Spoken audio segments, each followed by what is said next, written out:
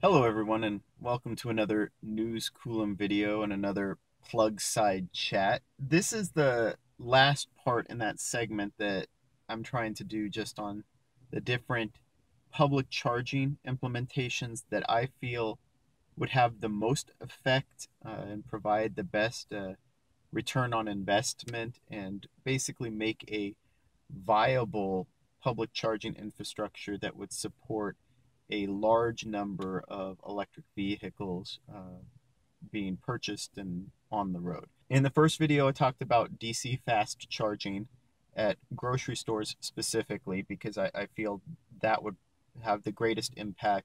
It would cover a number of use cases and it would go the farthest in supporting the most electric vehicles on the road, in my opinion. The second video, I discussed the level 2 charging at hotels and motels or parks, national parks, places like that. Essentially, places where people are either going to spend the night or spend a majority of the day, because that's a place where a level 2 charger would be able to provide enough power to justify that longer time there. And again, it would be a cheaper implementation for hotels and motels. I actually think the return on investment for installing level twos might just be a year or so. You know, somehow or another, we need to make them aware that the costs are not that high and that the return on investment is very high, being able to make those chargers available to their guests. And the last one I wanted to talk about, and this I think is a key, but I think people might overestimate its importance, but it is still important. And that's what I consider travel chargers. And these sites, essentially, the core behind them is that they have to be EV recharging sites primarily, right? The moment you start competing with any other business or service interests is the moment you sort of defeat the purpose of creating these sites. You know, Tesla right now is showing a very good example of what these sites need to look like. In particular, their Kettleman City and their Baker supercharger locations. Now, just imagine those, though, instead of as Tesla superchargers, they're actually public chargers. They would be able to service, literally thousands of electric vehicles. And the reason for that is when you have 40 stalls, and I don't necessarily, like I said, agree with Tesla's implementation of the supercharger network itself. I think they could start improving it. But if a public charger setup were to be made in a similar way to what they've done at the Baker Charger and the Kettleman City Supercharger, I think it would be highly effective. Now, these sites, they only need to occur maybe every 100 miles on the major freeway corridors. So these are sites that need to be immediately accessible from highway on ramps and off ramps. We're talking less than a quarter mile. Now, ideally, they need to be nearby businesses, but again, these sites need to be self-contained, in my opinion.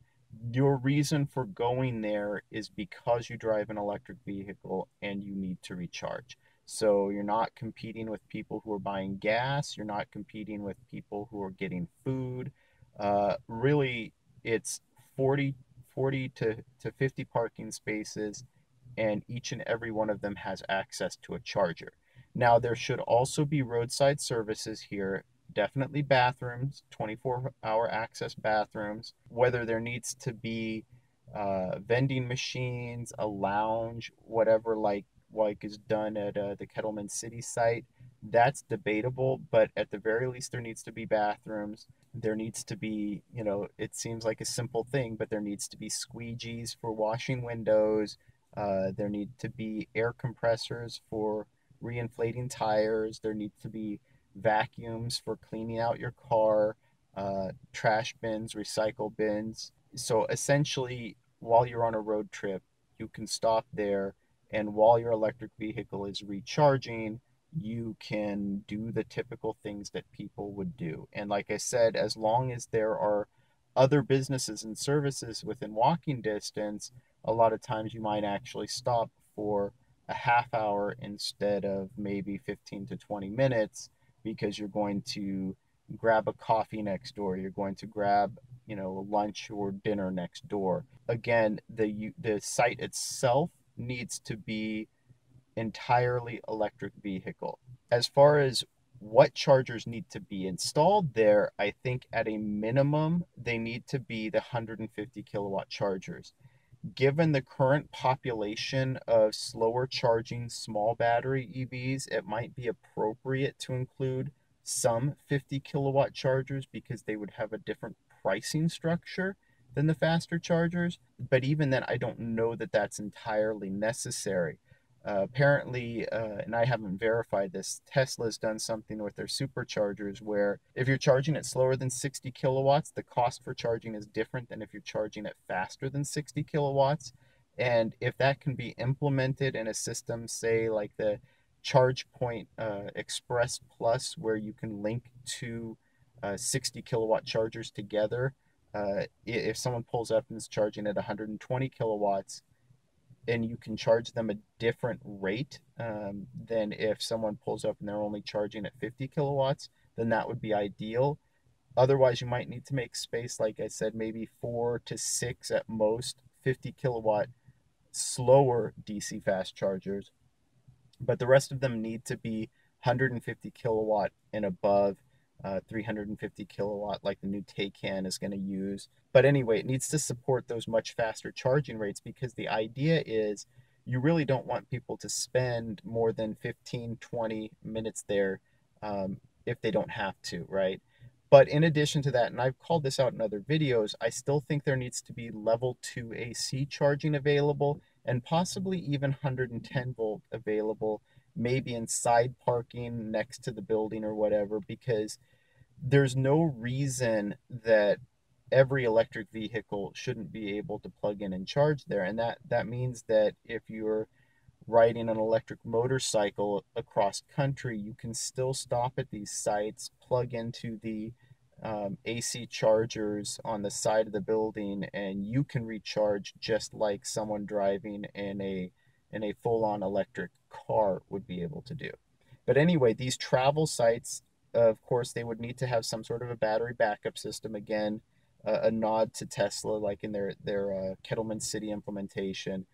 Solar panels, or if you're in the Midwest where we get a lot of wind turbines feeding into, basically grid-tied battery backup systems, so that the demand charges aren't as high. I don't think you can sustain a site like that 100% renewable without connecting to the grid. I think that's kind of a pipe dream, and I don't think that there's a reason to try to do it, but that's what that site needs to look like. And I'd heard a number of different estimates. Truly, I think a skeleton of that implementation, we'd only need about 150 sites nationwide, especially with the other implementations I called out and what's currently going on with other businesses. You could make a case that there needs to be up to as many as 300 to 350, maybe 400 of those sites nationwide. And again, really, their core purpose is bridging the gaps between major metropolitan areas, regions, and facilitating long range, fast travel in all electric vehicles. So that's the core purpose behind them. And like I said, I think that they would need to be far fewer in number than what a lot of people have proposed as necessary.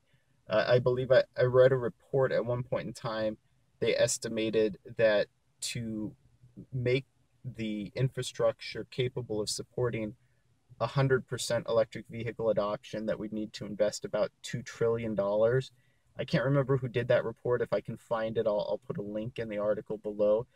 But based on my estimates, everything that I've seen, I think we can put together a comprehensive public charging infrastructure for closer to around 200 billion, which is still expensive, but considering I think even part of that would be covered by private business interests investing some of the money, uh, at least in the form of opening up the land or the parking space for use, or in the case of hotels, motels, I think they should be paying close to 100% of the cost for like level two charger implementations, because as a business, they directly benefit from it, and they'll be profiting off of it in less than 2 years. Um, but otherwise, yeah, I do not think that we need to invest anywhere near as much money as some people believe we need to. And part of that is because if you keep going back to that National Renewable Energy League survey, 80% of all charging is done at home anyway. So we really only need to support about 20% of the travel. And that's a huge reduction from the 100 to 150,000 gas stations that are running right now in the public sector in the United States. Even if you just do simple math and say we're going to take 20% of that, you only need about 30,000 sites nationwide in order to support electric vehicle adoption. Now, the concentration of those chargers and things like that might change how that implementation works out, but really, that's, I think, all that we actually need.